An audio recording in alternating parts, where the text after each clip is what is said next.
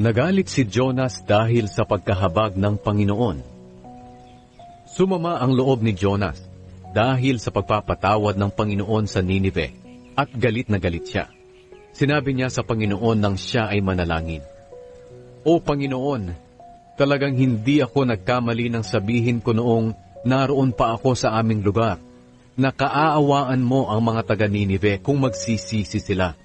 Dahil alam ko na mahabagin kang Diyos at mapagmalasakit. Mapagmahal ka at hindi madaling magalit. At handa kang magbago ng isip na hindi na magpadala ng parusa. Yan ang dahilan kung bakit tumakas ako papuntang Tarshish. Kaya Panginoon, kunin mo na lang ako, dahil mas mabuti pang mamatay ako kaysa mabuhay." Sumagot ang Panginoon, "May karapatan ka bang magalit sa ginawa ko sa Ninive?" Lumabas si Jonas sa lungsod at umupo sa gawing silangan nito. Gumawa siya ng masisilungan at sumilong doon habang hinihintay kung ano ang mangyayari sa lungsod. Pero naiinitan pa rin si Jonas.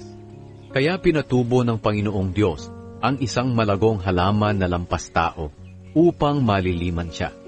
At labis namang ikinagalak iyon ni Jonas. Pero kinabukasan ng maaga pa, ipinakain ng Diyos sa uod ang halamang iyon at nalanta ito. Pagsikat ng araw, pinaihip ng Diyos ang mainit na hangin mula sa silangan. Halos mahimatay si Jonas na masikatan ng araw ang ulo niya. Nais niyang mamatay na lang, kaya sinabi niya, "Mas mabuti pang mamatay ako kaysa mabuhay." Sinabi ng Diyos sa kanya, "May karapatan ka bang magalit dahil sa nangyari sa halaman?" Sumagot siya, "Oo, mayroon akong karapatang magalit, kaya mas mabuti pang mamatay na lang ako."